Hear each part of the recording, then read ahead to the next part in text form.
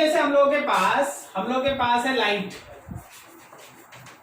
अगर आप लाइट लेते हैं और आप एयर से वाटर में लाइट को मूव कराते हैं, तो जब एयर से वाटर में लाइट मूव करेगा it is bending towards normal. कारण ये है कि वाटर उसका डेंसर मीडियम है, तो बेंड करना टुवर्ड्स नॉर्मल। लेकिन इसी लाइट के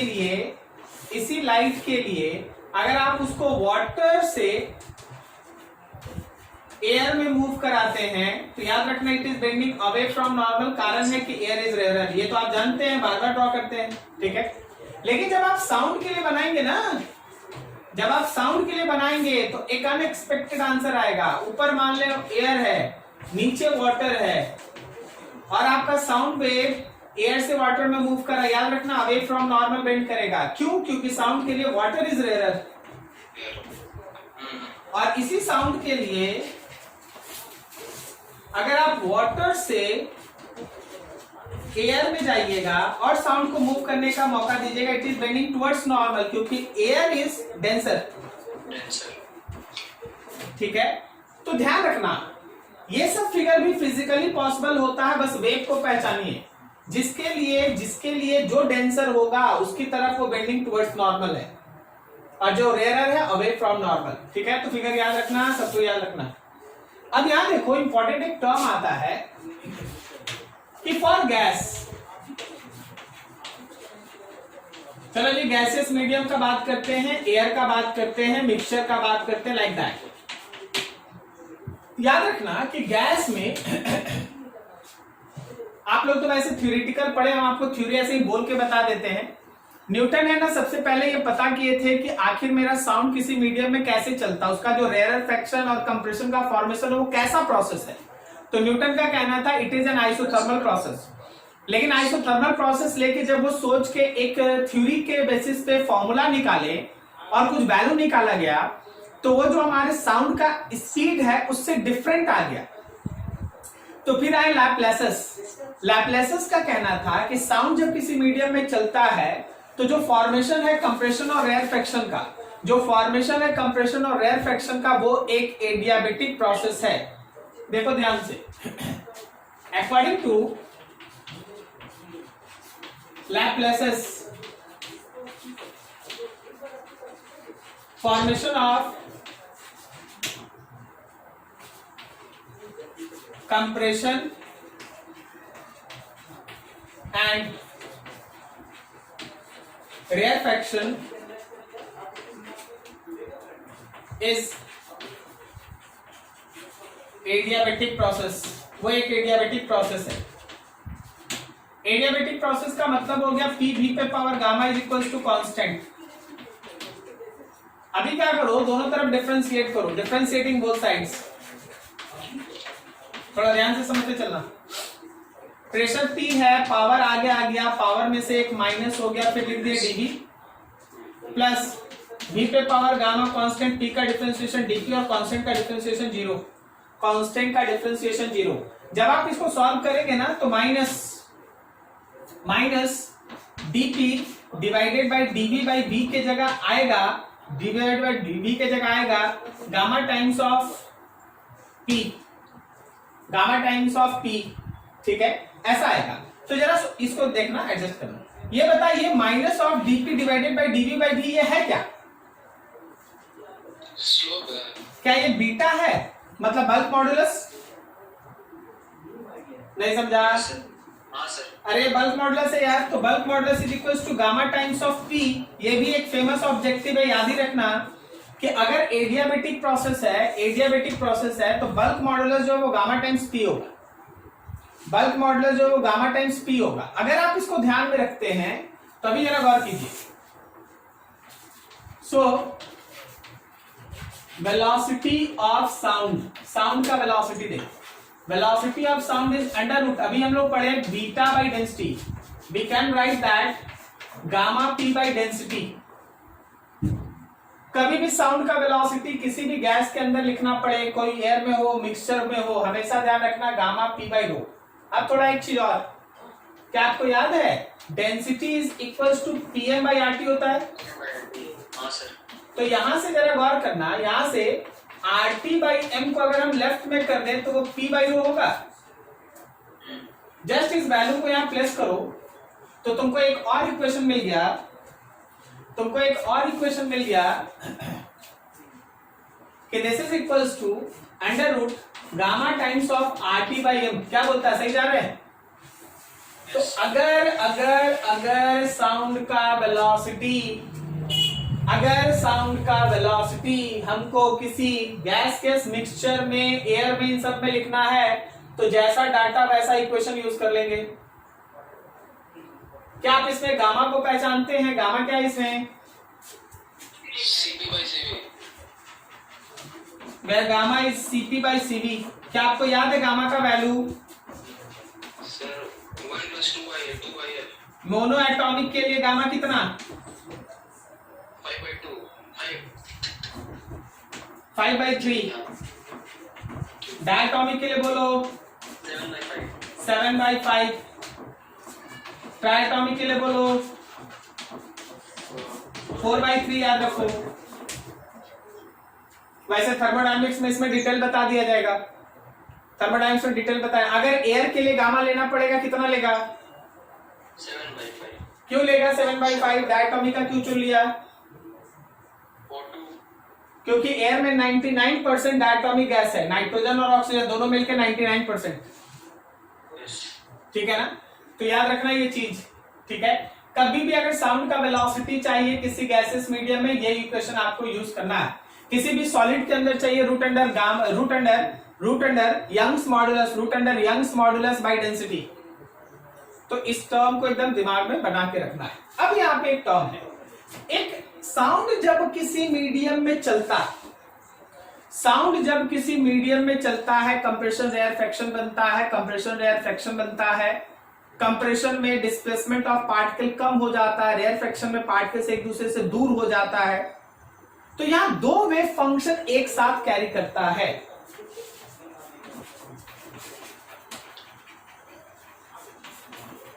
during formation of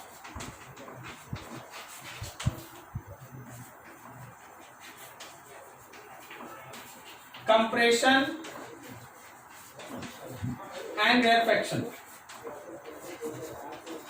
during formation of compression and rarefaction, याद रखना एक टर्म है डिस्प्लेसमेंट वेव फंक्शन और एक टर्म होता है this is called pressure wave function.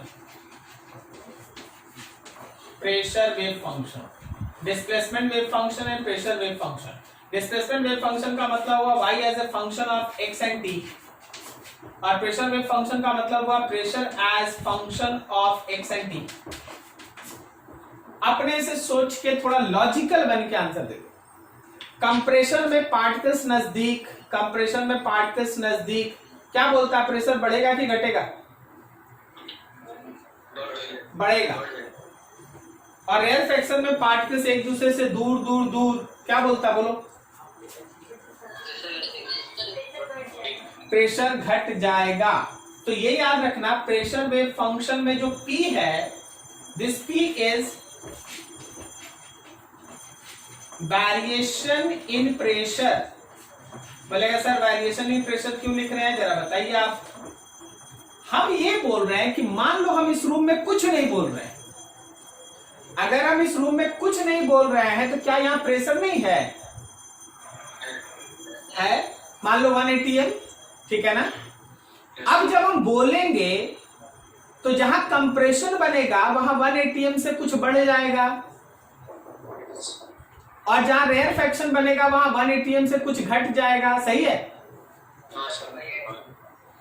तो बता जरा सोच के, P 1 atm को बता रहा है कि 1 atm में कितना इंक्रीज हुआ या डिक्रीज, उसको बता रहा है। हाँ, तो ये जो P है वो 1 atm में कितना इंक्रीज हुआ या डिक्रीज हुआ उसको बता रहा है। क्या आप समझ गए word variation in pressure? Yes sir. सबको क्लियर हुआ, समझ में आया? Yes sir. चलिए आगे इसका इक्वेशन बनाते हैं। हम आपको यहीं पे लिख देते हैं, फिर आगे हम इक्वेशन निकाल देंगे। हमेशा ध्यान रखना कि जो हमारा प्रेशर वेरिएशन होता है, जो हमारा प्रेशर का वेरिएशन होता है, वो होता है -β dy/dx। Pressure wave function displacement wave function से ऐसे जुड़ा है, pressure wave function displacement wave function से ऐसे जुड़ा, minus beta d y by d x.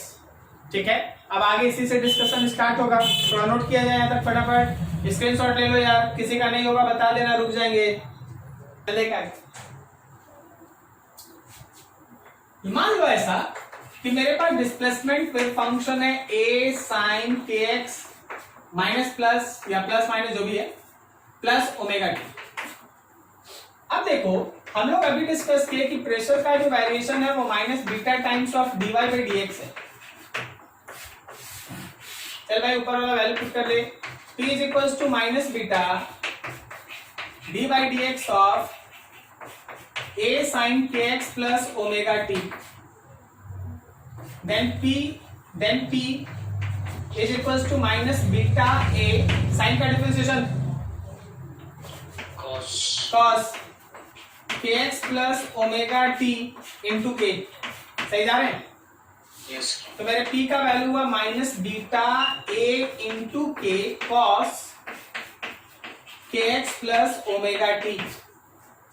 ये जो तीन टर्म दिखाई दे रहा है ना, ये तीन टर्म बी के ए, ये होता है प्रेशर का एम्पलीट्यूड, प्रेशर वेरिएशन का amplitude cos kx plus omega t. ये रहा प्रेशर का इक्वेशन। हम नहीं बोलेंगे प्रेशर का इस इक्वेशन को याद रखो, तो बस ये याद रखो कि y जैसा दिया जाएगा वहां से प्रेशर का इक्वेशन सोचना पड़ेगा। सही है ना? अरे ये cos ही होगा क्या? तुम यहां साइन लिया तब नहीं cos आया, अगर यही cos ले लेता तो ये कितना आता? साइन आता ना। यस ठीक है, तो उसके लिए हम इनके तैयार हैं। हाँ, पी नॉट क्या है? P not is maximum variation in pressure. P not जो है वो मैक्सिमम वेरिएशन इन प्रेशर है। मतलब जो पी नॉट का वैल्यू है वो एक्चुअली बी के ए है। पी नॉट का जो वेरिएशन है वो एक्चुअली बी के ए है। अगर तुमसे कोई बोल देगा कि बताओ वेव चल रहा है किसी मीडियम में जिसका बल्क मॉडुलस दे दिए हैं, के का वैल्यू मालूम है, एम्पलीट्यूड मालूम है, मैक्सिमम वेरिएशन इन प्रेशर कितना होगा? वर्ड सुनो, दिमाग बैठाओ, maximum variation in pressure that is P naught which is equals to B K A. अब थोड़ा ग्राफ देखेगा और मजा आ जाएगा।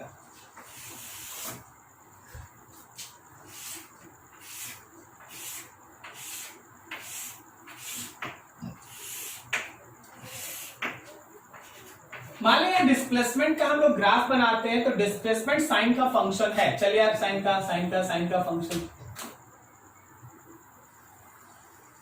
Like that. डिस्प्लेसमेंट साइन का फंक्शन है और ये डिस्प्लेसमेंट एम्पलीट्यूड है प्लस ए, ये डिस्प्लेसमेंट एम्पलीट्यूड है माइनस ए। ठीक है, थोड़ा नजदीक बन गया, दूर कर लेते हैं।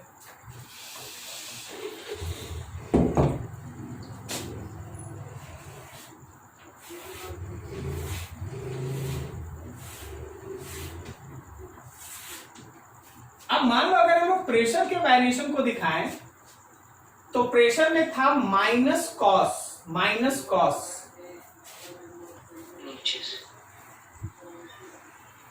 Like that. ये है माइनस पी नॉट, ये है प्लस पी नॉट। ठीक है, ऐसे चलता है। तुम जरा गौर करना, एम्पलीट्यूड को समझना। जहां डिस्प्लेसमेंट फंक्शन जीरो है, मिनिमम है, वहां प्रेशर है ना मैक्सिमम माइनस। सही जा रहे हैं? तो जहां जहां कंप्रेशन होगा, वहां प्रेशर मैक्सिमम होगा। जहां जहां रेयर फ्रैक्शन होगा दूर दूर, वहां प्रेशर मिनिमम। अगर हम लिखते हैं ऐसे, देखो, ड्यूरिंग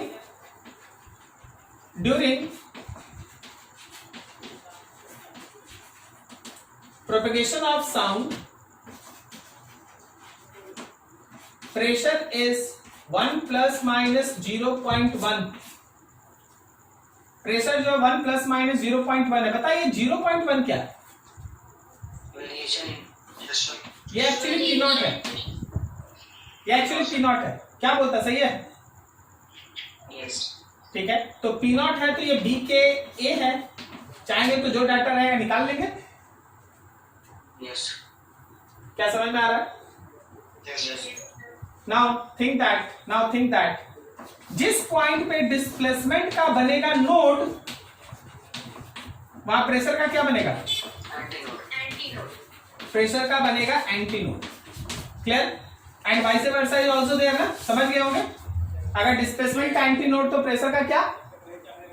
नोड। क्लियर, बढ़िया।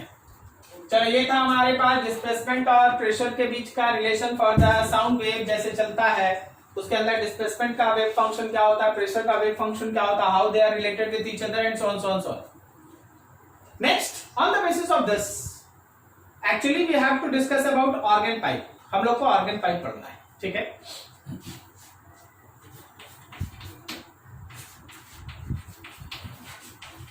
Concept of standing wave in closed organ pipe, closed organ pipe, concept of standing wave in closed organ pipe। हम लोग को closed organ pipe में है ना डिस्कस करना है। अच्छा, हम लोग स्टैंडिंग वेव का तो इक्वेशन निकाल रखे थे ना लास्ट डे? Yes sir. तो डायरेक्टली उसको यूज करेंगे, ठीक है? चलो देखो, हम लोग अभी डिस्कस करें क्लोज ऑर्गन पाइप का। तो ये रहा क्लोज ऑर्गन पाइप, एक इनक्लोज्ड है, x इक्वल्स टू 0, क्लोज्ड है, x equals to L, open है। तो एक बात ध्यान रखना कि जब हमारे पास क्लोज्ड ऑर्गन पाइप का क्लोज्ड इंड का बात करते हैं तो वहां पे हमेशा बनता है डिस्प्लेसमेंट का नोड, और जो ओपन एंड है वहां बनता है डिस्प्लेसमेंट का एंटी नोड। तो क्लोज एंड पे बनता है डिस्प्लेसमेंट का नोड और ओपन एंड पे बनता है डिस्प्लेसमेंट का एंटी नोड। क्लियर है? Remember that one thing, close organ pipe में जो ये सरफेस होता है वो फिक्स्ड है, सॉलिड है। तो अगर ये सॉलिड है तो ये साउंड के लिए, जो साउंड इधर से इधर जा रहा है उसके लिए ये जब टकराएगा इससे तो वो रेयर मीडियम होगा या डेंसर होगा? बोलो कैसे बोलो? रेयर होगा। रेयर हम इसलिए पूछना चाह रहे थे ताकि जो मेरा इंसिडेंट वेव है और जो मेरा रिफ्लेक्टेड वेव है, ध्यान से, जो इस सरफेस से रिफ्लेक्ट हुआ था, याद रखना they are in same phase. अगर आपको थोड़ा सा देखिए, अब हर चीज तो यहां नहीं पढ़ा सकते हैं, थोड़ा ध्यान रखिएगा। अगर आपको वेव ऑप्टिक्स याद है तो आप याद रखिएगा कि कभी भी रिफ्लेक्शन अगर रेयरर सरफेस से होता है, फिर से सुनो, कभी भी रिफ्लेक्शन अगर रेयरर सरफेस से होता है तो इंसिडेंट वेव और रिफ्लेक्टेड वेव सेम फेज में होता है। पढ़ा है? यस। लग नहीं रहा, पढ़ा तो है, ये तो श्योर है, लेकिन याद है कि नहीं? चल फिर से एक बार, कभी भी रिफ्लेक्शन अगर रेयरर मीडियम के सरफेस से होता है तो इंसिडेंट वेव और रिफ्लेक्टेड वेव सेम फेज में होता है। लेकिन अगर कभी भी रिफ्लेक्शन डेंसर मीडियम के सरफेस से होता है तो इंसिडेंट वेव और रिफ्लेक्टेड वेव के बीच पाई का फेज डिफरेंस होता है। यस। अब मेरा ये क्लोज्ड इन रेयर है ना? अरे भाई साउंड है, तो साउंड में जो सॉलिड है वो तो रेयर है। यस। नहीं समझ रहा? यस। तो जरा देख, इक्वेशन हम लिख रहे हैं। मान ले डिस्प्लेसमेंट लिखना चाहते हैं इंसिडेंट वेव का, तो हम इक्वेशन लिखेंगे a sin kx plus omega T. क्या बोलता है, सही लिखें? Yes sir. यहाँ प्लस साइन का मतलब बता क्या है? ये नेगेटिव की तरफ जा रहा है। हाँ, वेव निगेटिव की तरफ जा रहा है। Very good. और जब हम यहाँ पे रिफ्लेक्टेड वेव लिखेंगे तो क्या हम a sin kx minus omega T लिख दें? हाँ सर। अच्छा, इन दोनों में फेज का डिफरेंस है क्या? नहीं सर। फेज का डिफरेंस नहीं है, तो ये प्लस और माइनस मतलब किस चीज का डिफरेंस है? डायरेक्शन का। Very good, direction of propagation का। लॉजिक समझ में आया?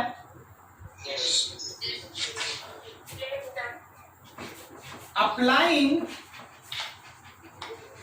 Principle of superposition. अब हम टाइम वेस्ट नहीं करेंगे, अब आप समझ गए हैं। तो जब आप इन सब का गुना गणित कर लीजिएगा, you get the equation like 2a sin kx into cos omega t। जहां टाइम देना था दिए, समझ में आ गया आप लोग को? अब यहां से इक्वेशन स्टार्ट होता है। चलो जी यहां तक नोट करो, फटाफट आगे बढ़ते हैं।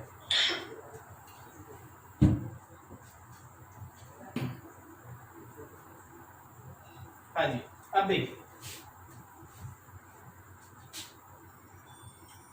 y is equals to 2a sin kx cos omega t, जिसमें सामने वाला टर्म है एम्पलीट्यूड। ठीक है, एम्पलीट्यूड है। Now see this is standing wave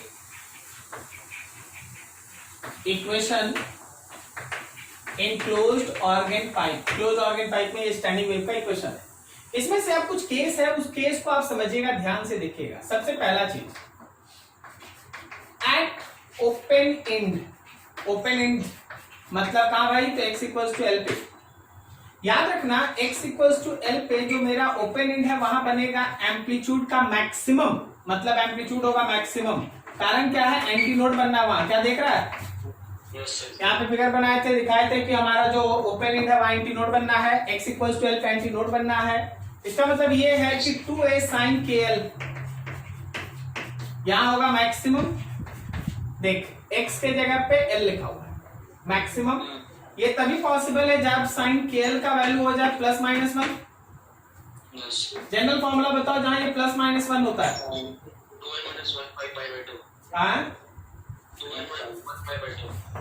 2n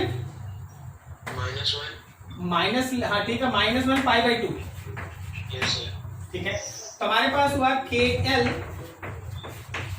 2n -1 and π/2। K का वैल्यू है 2 pi by lambda into L bracket में 2n -1 एंड π/2। दोनों पाई कैंसिल भाई, तो आपके पास लेंथ का इक्वेशन हुआ 2n -1 λ/4।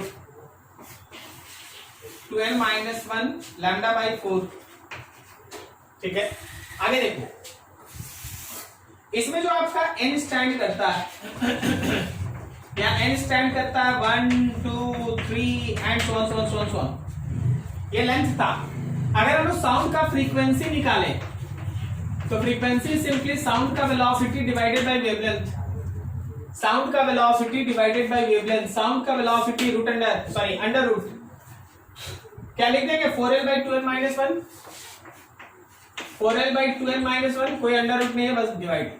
तो जरा गौर करना कि मेरे फ्रीक्वेंसी का इक्वेशन हो गया 2n - 1/4l एंड साउंड का वेलोसिटी। क्या बोलता है? साउंड के वेलोसिटी की जगह कितना लिख दे? √T/μ लिख दे। अच्छा, तो √T/μ तो स्ट्रिंग में होता है, साउंड में कहां से टेंशन लाएगा? नहीं ना, भावना में मत फ्लो कर लिए। ठीक है, यहां साउंड का वेलोसिटी अगर लिखना होगा तो लिखेंगे under root bulk modulus by density, under root Young's modulus by density, under root gamma RT/m, under root gamma P/ρ, वो सब लिखेंगे। समझ रहा? √T/μ नहीं। अब यहां मान लो हम लोग का फर्स्ट केस है, n का वैल्यू 1। अगर आपका n 1 है तो आप जरा गौर कीजिए, तो लेंथ आएगा λ/4, लेंथ आएगा λ/4 और फ्रीक्वेंसी आएगा मेरा 1/4l and velocity of sound. ये फ्रीक्वेंसी है भाई और ये लेंथ है। आपका जो क्लोज्ड ऑर्गन पाइप है, आपका जो क्लोज्ड ऑर्गन पाइप है, x इक्वल्स टू 0 पे बनना है node, x equals to l जो एक्चुअली है λ/4 वहां बनना है anti node, and your figure is like that. ऐसा, your figure is like that. तुम्हारा जो ऑर्गन पाइप है वो इस तरह से वाइब्रेट करेगा, ठीक है। अच्छा मैं एक चीज पूछ रहा हूँ, यहाँ नोड लिख दिए, वहां एंटी नोड लिख दिए, कोई पूछ नहीं रहा है कि सर कौन सा वेव फंक्शन, डिस्प्लेसमेंट की प्रेशर? डिस्प्लेसमेंट। अच्छा अगर हमको इसी का प्रेशर वेव फंक्शन का दिखाना रहता, प्रेशर का वेरिएशन, तो x इक्वल्स टू 0 पे देख ले भाई, सोच के बताना, प्रेशर का क्या बना है? Anti node. और x इक्वल्स टू एल जो एक्चुअली लैम्डा बाई 4 है, यहाँ क्या बना दे? नोड। तो पता है ये कैसे चलेगा? ऐसा उल्टा उल्टा। क्या ये दोनों सही है कि एक सही है? दोनों सही है। ये डिस्प्लेसमेंट के लिए सही है तो ये प्रेशर के लिए सही है। क्या आपको समझ में आ रहा है? यस। दूसरा देख, अगर आप n का वैल्यू 2 लेंगे तो आपका लेंथ हो जाएगा 3 टाइम्स ऑफ लैम्डा बाई 4 और आपका फ्रीक्वेंसी हो जाएगा 3 टाइम्स ऑफ एफ नॉट, ठीक है। यहाँ आ जाएगा 3 आ जाएगा, 3/4। इसका मतलब अगर आप इस बार ऑर्गन पाइप लिए,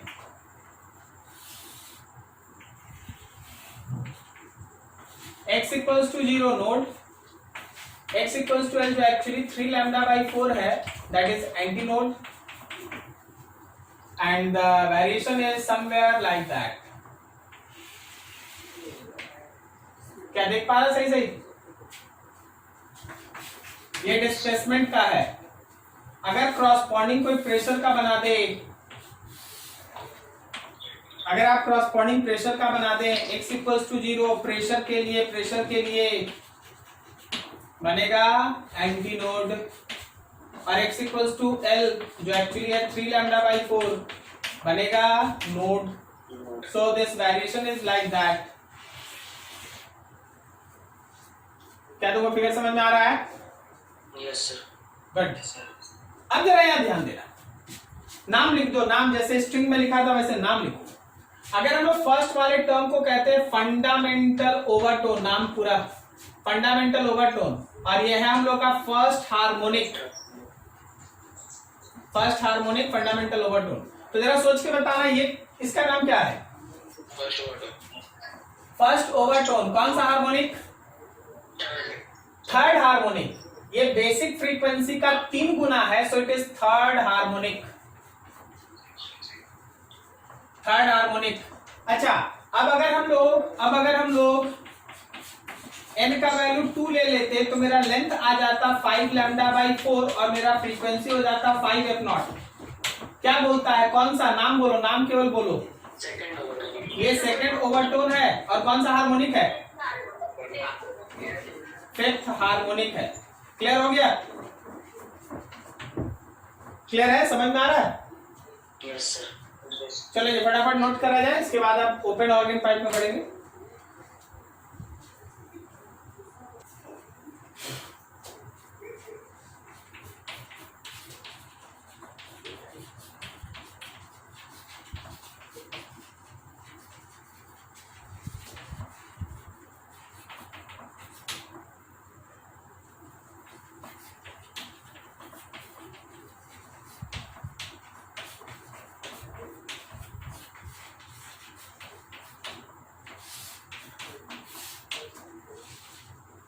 concept of standing wave in open organ pipe. Open organ pipe में स्टैंडिंग वेव का इक्वेशन, ठीक है ना। ओपन ऑर्गन पाइप में स्टैंडिंग वेव का इक्वेशन। अब जरा गौर से देखना और समझना, जब आप चुनते हैं कोई भी ओपन ऑर्गन पाइप तो x इक्वल्स टू 0 एंड पे भी बनेगा एंटी नोड डिस्प्लेसमेंट का, और x इक्वल्स टू l पे भी बनेगा एंटी नोड डिस्प्लेसमेंट का, ठीक है। ये डिस्प्लेसमेंट। जरा गौर करना कि बाहर में एयर है, अब इस बार तुम्हारे पास ये गया कोई एक इंसिडेंट वेव, मान लो कंप्रेशन गया, कंप्रेशन लिखा हुआ, तो जरा सोच के बोल, जो लौटेगा वो कंप्रेशन होगा या रेयरफेक्शन? Very good. वो रेयर फ्रैक्शन होगा, अपोजिट फेज होगा, रिफ्लेक्टेड वेव। कारण है कि बाहर है डेंसर। Yes, sir. क्या आप सबको समझ पा रहे हैं क्या लिखा हुआ है? Yes, sir. Closed organ pipe में इंसिडेंट वेव और रिफ्लेक्टेड वेव सेम फेज में होता है, लेकिन ओपन ऑर्गन पाइप में इंसिडेंट वेव और रिफ्लेक्टेड वेव अपोजिट फेज में होता है, मतलब पाइप का डिफरेंस। सो अगर आप इंसिडेंट वेव को लिखते हैं आई इंसिडेंट वेव को लिखते हैं ए साइन के एक्स प्लस ओमेगा टी, तो याद रखना कि जो रिफ्लेक्टेड वेव होगा वो होगा ए साइन के x minus omega T plus pi. ना नहीं समझा, पाई कहां से आ गया? नहीं समझा? आगे सर। सबको समझ में आया? Yes, sir. पाई मतलब दोनों किस में सेम फेज या अपोजिट? अपोजिट। नाउ फिर से लगा लो y is equal to y incident plus y reflected, और जब इस बार आप गुना गणित कीजिएगा then equation come to be sine के जगह आएगा cos के एक्स साइन ओमेगा टी, ये इक्वेशन आएगा। और ये है भाई आपका एम्पलीट्यूड, यह है एम्पलीट्यूड, ठीक है। This is equation of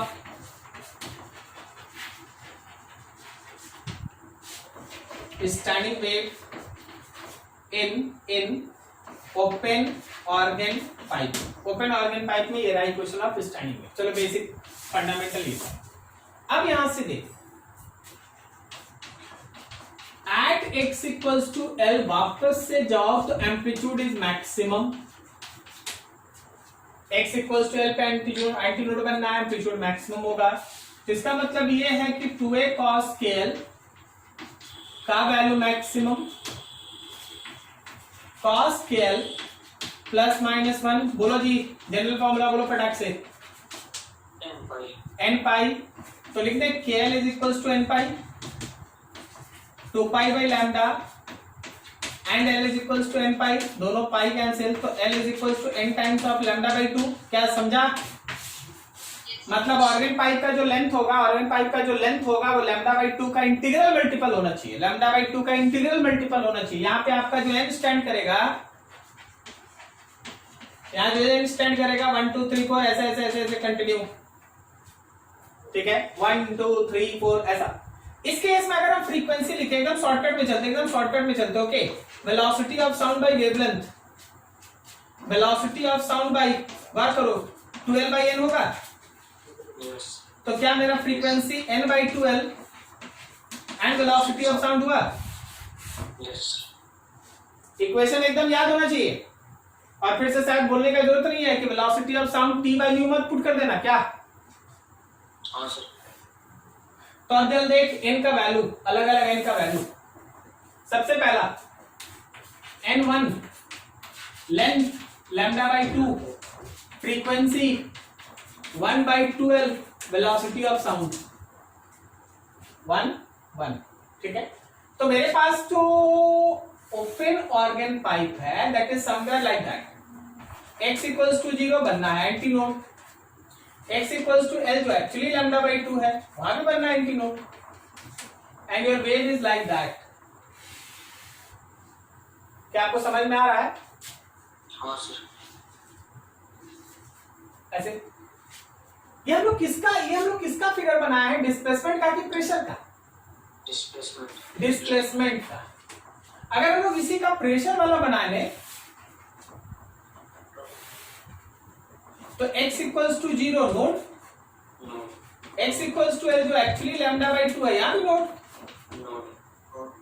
and the graph is like that. This is pressure. ये pressure सही जा रहे हैं?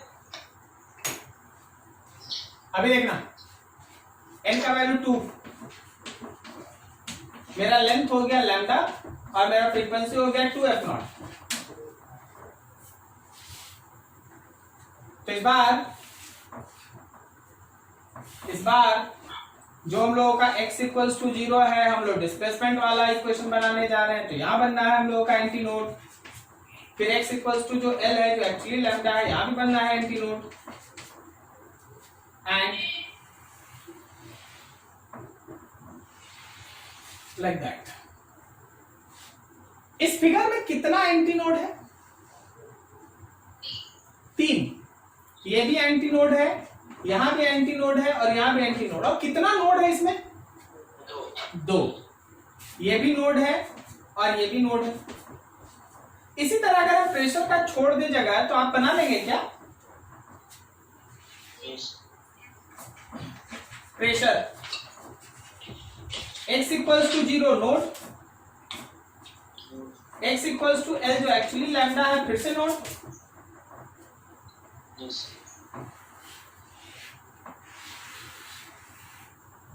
Like that. क्या ठीक बोले? ठीक। अभी जरा गौर कर, अगर फर्स्ट वाले को हम लोग कहते हैं fundamental overtone and first harmonic. Fundamental overtone, first harmonic, सोच के बताओ, सोच के बताओ, नाम बोलो इसका फटाफट। First overtone, second harmonic. First overtone 2 times है, इसलिए सेकंड हार्मोनिक। सही है? फर्स्ट ओवरटोन है, सेकंड हार्मोनिक। कहीं किसी को दिक्कत समझने में? सर वहां पर कहां पर बोलो? सर वाई रिफ्लेक्शन में सर फाई कहां से आई? ये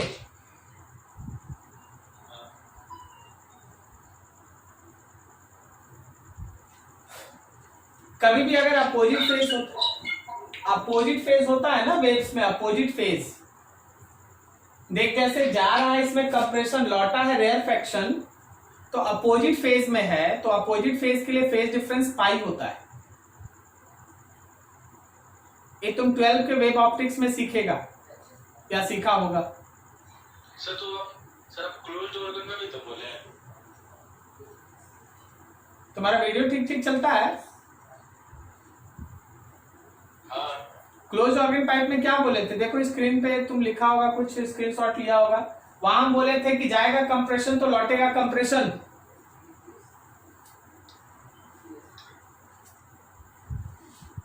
सही है?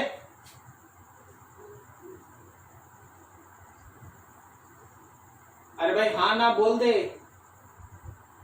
हाँ और यहां बोल रहे जाएगा कंप्रेशन तो आएगा रेयरफेक्शन, दोनों में अंतर नहीं है?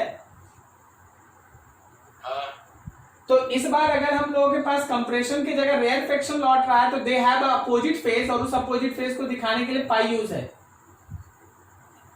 क्लोज ऑर्गन पाइप में सेम फेज होता है, कंप्रेशन जाएगा कंप्रेशन लौटेगा, रेयरफेक्शन जाएगा रेयरफेक्शन लौटेगा, इसलिए पाई का जरूरत नहीं था। लेकिन यहां जाएगा कंप्रेशन लौटेगा रेयरफेक्शन, जाएगा रेयरफेक्शन लौटेगा कंप्रेशन, इसलिए पाई का जरूरत है। ठीक है? बस यही हो सकता है, नोट करो इसको ठीक से।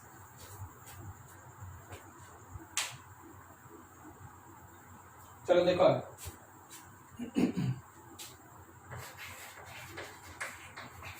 Resonance column.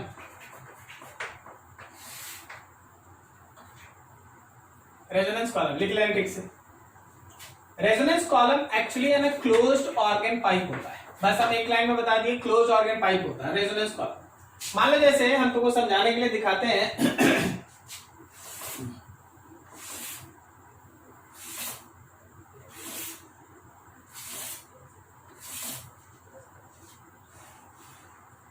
ये इसका ऊपर वाला ओपन एंड है और नीचे में जैसे एक पिस्टन लगा है, पिस्टन लगा है या पानी भरा हुआ, आप ऐसे समझ लीजिएगा पानी भरा हुआ है या पिस्टन लगा, पानी का लेवल आप ऊपर नीचे कर सकते हैं। अगर हम तुमसे बोलते हैं कि देखो जी ये फर्स्ट हार्मोनिक में वाइब्रेट कर रहा है, तो तुमको खुद से सोचना है कि इसका ये जो लेंथ है वो λ/4 है। क्या समझ में आया? हाँ सर। अब फर्स्ट हार्मोनिक के बाद अगला हार्मोनिक अगर हम क्रिएट करना चाहेंगे तो पानी को ऊपर धकेलेंगे कि नीचे ले आएंगे? नीचे। नीचे लाएंगे, क्योंकि नीचे लाके हम लोग इसमें 3 λ/4 क्रिएट कर सकते हैं।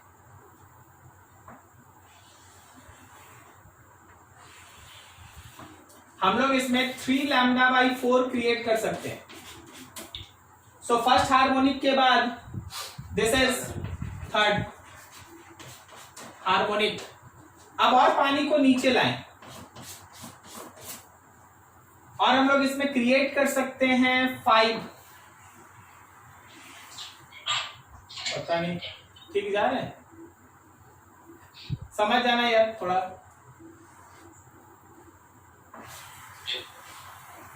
लाइक दैट, यहां से यहां तक का लेंथ 5 λ/4, ठीक है। And this is fifth harmonic. तो जब कभी भी कोई तुमसे बोलेगा कि हाँ भाई हम लोग है ना रेजोनेंस कॉलम का बात कर रहे हैं, आप उसको क्लोज्ड ऑर्गन पाइप की तरह ट्रीट करें, क्लोज्ड ऑर्गन पाइप। अभी जरा सोच के बताना, कोई एक रेजोनेंस कॉलम है, कोई एक रेजोनेंस कॉलम है जिसका फंडामेंटल फ्रीक्वेंसी 15 है, 15 फंडामेंटल फ्रीक्वेंसी 15 है, तो बताओ नेक्स्ट हायर टोन उसमें कौन सा फ्रीक्वेंसी दिखाएगा?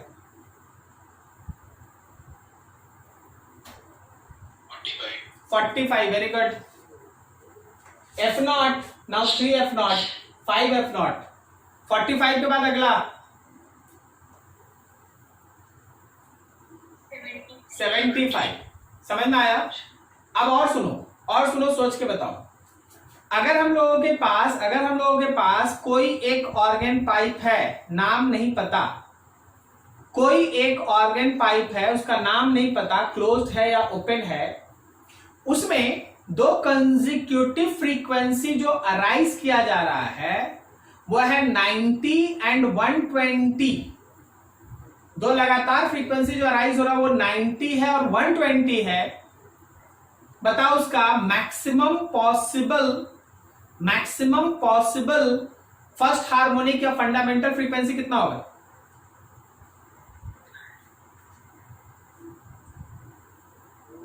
$90 and 120 maximum possible fundamental frequency 30 होगा, 30।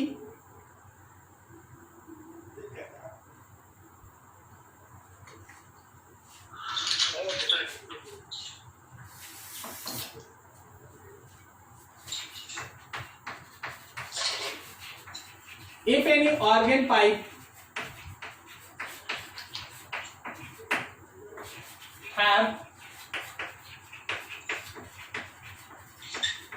two consecutive frequency 90 Hz and 120 Hz, then find maximum possible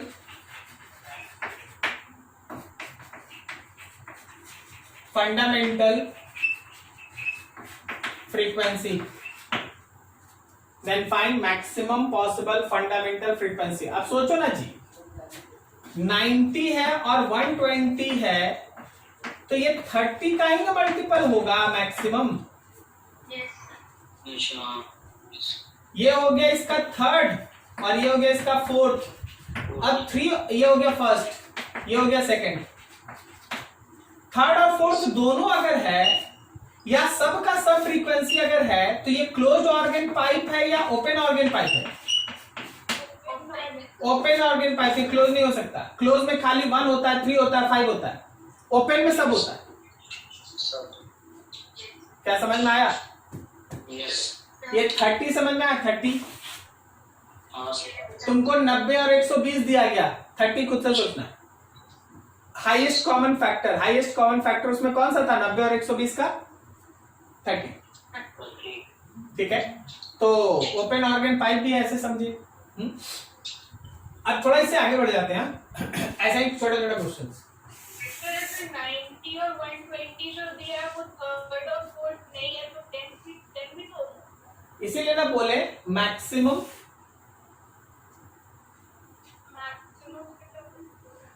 से ये फर्क पड़ता है कि आप 10 से ज्यादा यहाँ 15 भी ले सकते हैं। 90 और 120 15 में भी आता है।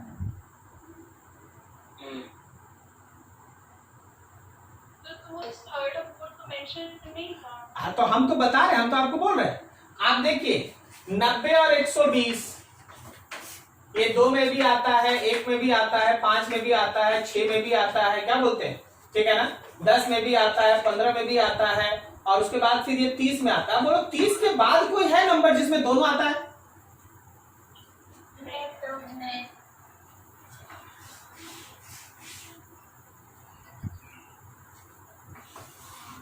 बोलिए, समझ में आया? वहाँ कॉन्जिक्यूटिव भी बोला है ना, तो एक के बाद दूसरा ही होगा ना। हाँ वहां तो वो वर्ड्स है, सब खेल है। 90 120 है, कंसेक्यूटिव है, आप इसके बीच कुछ नहीं ले सकते। अब देखो जब ऐसा बात हो गया तो हमको थोड़ा और भी इस पे समय देना पड़ेगा। अच्छा अगर हम तुमसे बोलते हैं 90 105 और 120 3 consecutive, 3 consecutive, find maximum possible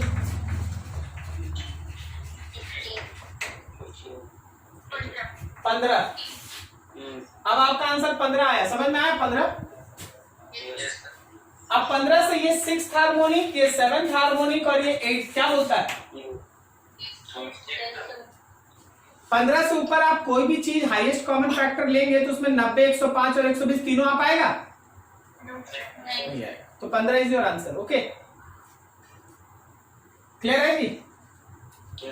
अभी जरा सोच के बताना, अगला बताना। मान लीजिए जैसे हम तुमसे बोल दिए कि 30 होता है और 30 होता है, उसके बाद है ना इसमें 40 होता है, 30 40 हाईएस्ट मैक्सिमम पॉसिबल फ्रीक्वेंसी, चलो बोलो 10, और ये हो गया 3rd और ये हो गया 4th, क्या बोलता है? कोई दिक्कत तो नहीं ना? नोट कीजिए फटाफट फटाफट नोट कीजिए।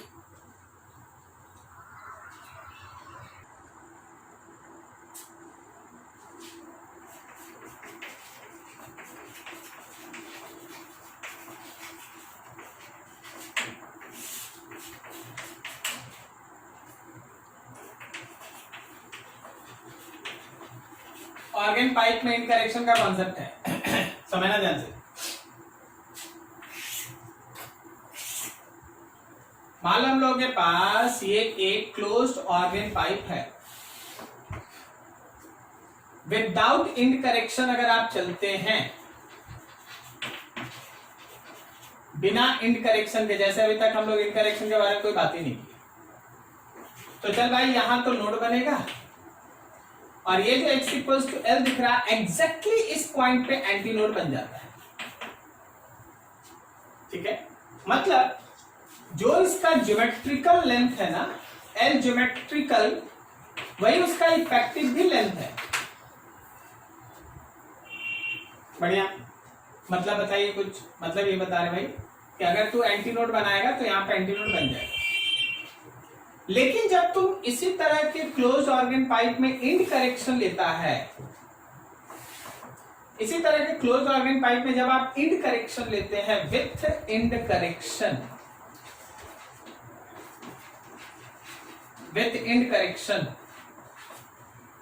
तो ये ध्यान रखना कि exactly x equals to L पे एंटीनोड नहीं बनता, एंटीनोड एक्चुअली उससे थोड़ा बाहर बनता है, यहां बनता है एंटीनोड, और ये जो एक्स्ट्रा लेंथ आपको दिखाई दे रहा है यही कहलाता है इंड करेक्शन।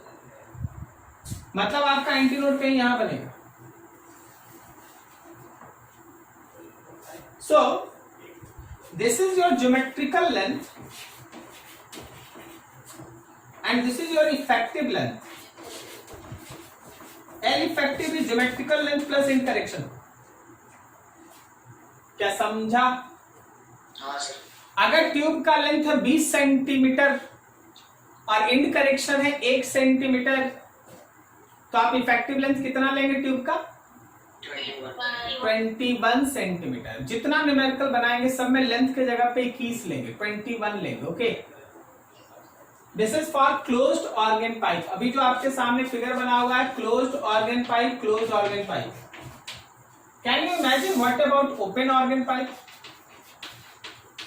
तो टू ही दोनों एंड पे यस ये है उसका एल ज्योमेट्रिकल, इधर भी इंड करेक्शन का ई रहेगा, इधर भी इंड करेक्शन का ई रहेगा, and this is your effective length, L effective, L geometrical plus 2e, L geometrical plus 2e, this is L effective. Clear हो रहा है? ओपन ऑर्गन पाइप में ऑर्गन पाइप का लेंथ है मान लो 20 सेंटीमीटर और end correction 1 centimetre, effective length कितना लेगा? 22 लेंगे, 22 लेंगे, समझ में आया ना? और क्लोज रहेगा तो 21 लेंगे, 21। क्लोज ऑर्गन पाइप में एक तरफ इंड करेक्शन और ओपन ऑर्गन पाइप में दो तरफ। रेजोनेंस कॉलम में कितना लेगा? रेजोनेंस कॉलम रहेगा तो ई लेंगे कि 2e लेंगे? ई लेंगे, क्योंकि वो काम किसकी तरह करता है? क्लोज्ड ऑर्गन पाइप की तरह। क्लियर है? चलो ठीक है भाई, नोट करो इसको।